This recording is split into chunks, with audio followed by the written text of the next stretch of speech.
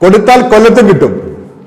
Nursing പഠനത്തിന്റെ പേരിൽ കർണാടകയെ കൊണ്ട് തങ്ങളെ മക്കളെ വഞ്ചിച്ചതിന് ചതിച്ചതിന്റെ പേരിൽ ഏജന്റുമാർക്കെതിരെ പകരം വീട്ടാൻ ഒരുങ്ങി കേരളത്തിലെ രക്ഷിതാക്കൾ.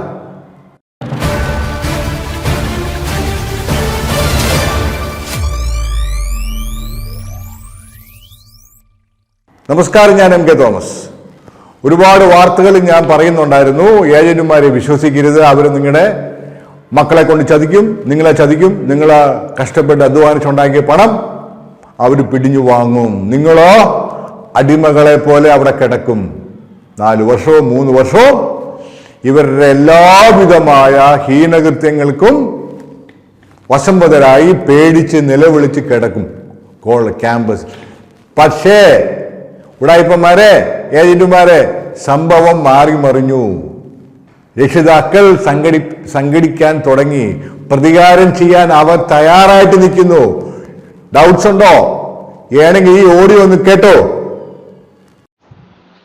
തോമസ് സാറേ, നമ്മളെ ഏറ്റവും അടുത്ത ബന്ധുക്കളാണ് ഈ ഏജന്റുമാരായിട്ട് നിന്നിട്ട് നമ്മളെ ഇങ്ങനെ അറക്കാൻ കൊടുത്തേക്കുന്നത്.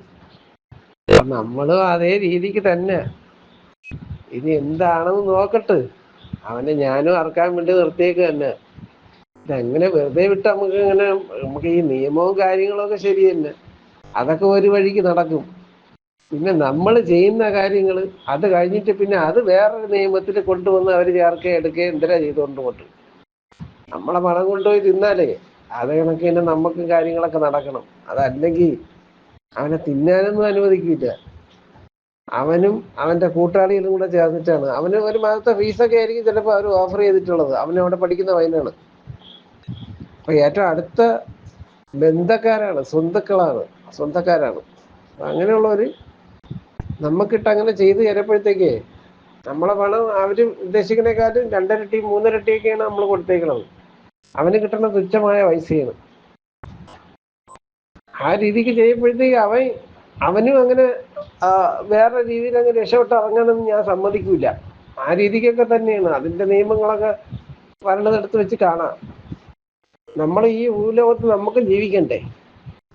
നമ്മളെ പറ്റിക്കണല്ല, നമ്മൾക്ക് ഉണ്ടെങ്കിൽ പറ്റിച്ചോണ്ട് പോട്ട്. നമ്മളിവിടെ വെറും ഡ്രൈവർ, വണ്ടി ഓടിച്ച് ജീവിക്കണം. നമ്മളെയൊക്കെ പറ്റിച്ചും കൊണ്ട് അവന് നമ്മളെ ആഗ്രഹമാണ് നമ്മളെ മക്കളെ എങ്ങനെ ആക്കണമെന്ന്. നമ്മളാ ഇങ്ങനെ ആയിപ്പോയി.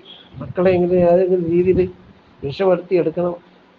ആ ഒരു ദുഃഖവും ദുരിതവും അന്ന് കാണാത്ത രീതിയിൽ മക്കൾക്ക് വേണ്ടിയിട്ട്, ഒരു സുഖത്തിന് വേണ്ടിയിട്ട് മാത്രം നമ്മൾ ചെയ്യുന്ന ഒരു കാര്യമാണ്. അപ്പൊ അതിന് ചൂഷണം ചെയ്തുകൊണ്ട് അറിഞ്ഞു വെച്ചും കൊണ്ട് നമ്മളെ കൂടെ നിൽക്കണം. നമ്മളെ സ്വന്തക്കാർ തന്നെ ചെയ്ത് നമ്മളെ അങ്ങനെ ചെയ്യാൻ വേണ്ടി നോക്കിക്കഴിഞ്ഞാലേ അത് പിന്നെ ഇനിയിപ്പോ യാതൊരു ദൈവമല്ല ആരെന്ന് പറഞ്ഞാൽ ശരി, അതിന് തിരിച്ച് ചെയ്യാൻ കഴിയുമെങ്കിൽ മാത്രമേ ഇതിന് ഇറങ്ങാവുള്ളൂ. അത് ചെയ്യാൻ പറ്റും, ചെയ്യണം. നിങ്ങളിലും പറ്റുമെന്നുള്ളവർ അങ്ങനെ വിട്ടുകൊടുക്കരുത്. യുവമാർക്ക് 10ന്റെ പൈസ നമ്മൾ അനാവശ്യമായിട്ട് ആവശ്യമില്ലാതെ നമ്മളതിൽ ബന്ധപ്പെട്ടിട്ടുള്ള അയവനെങ്കിലുമാണ് കൊടുത്തിട്ടുള്ളതെങ്കിൽ നമുക്കതിനനുസരിച്ചിട്ടുള്ള, നമ്മൾ വേറെ ഒന്നും ചോദിക്കുന്നില്ലല്ലോ, നമുക്ക് ഈ ഒരു ഗ്രേഡ് മാത്രം. അത് കിട്ടിയില്ലെങ്കിൽ യുവമാര് അത് വാങ്ങിച്ചേണം, അല്ലെങ്കിൽ നമ്മളെ പൈസ തിരിച്ചു കാണും. തിരിച്ച് തന്നില്ലെങ്കിൽ ഈ പൈസ അവന്മാരെ തിന്നാൻ പാടില്ല. അവന്മാരെ വായി കൊണ്ട് ചവച്ചരച്ച് തിന്നാൻ പാടില്ല. അത് ചെയ്യണം. അതിന് ധൈര്യപ്പെട്ട് രക്ഷകർത്താക്കൾ ഇറങ്ങണം. ഇനിയെങ്കിലും യുവന്മാർ പഠിക്കുകയുള്ളൂ. ഒരുത്തനെങ്കിൽ ഒരുത്തൻ ചെയ്യണം. ആ രീതിക്ക് തന്നെ ചെയ്യണം. കേട്ടല്ലോ, ഇതാണ് രക്ഷിതാക്കളുടെ ഇപ്പോഴത്തെ മനോഭാവം. നീയൊക്കെ രക്ഷിതാക്കളെ പണിതാൽ രക്ഷിതാക്കളെ തിരിച്ചും പണി കിട്ടും. ഇത് ചെറിയൊരു സൂചന മാത്രം, വരാനിരിക്കുന്ന വലിയ മാറ്റങ്ങളുടെ ചെറിയ സൂചന മാത്രം. സോ താല്പര്യമുള്ളവരൊക്കെ ചാനൽ സബ്സ്ക്രൈബ് ചെയ്യുക, കൂടുതൽ വിവരങ്ങൾ അപ്ഡേറ്റ് ചെയ്യാം. ചാനൽ ലൈക്ക് ചെയ്യുക, ഷെയർ ചെയ്യുക, കമൻ്റൊക്കെ പറയുക. പുതിയ അപ്ഡേഷനുമായിട്ട് വീണ്ടും വരാം. നന്ദി, നമസ്കാരം.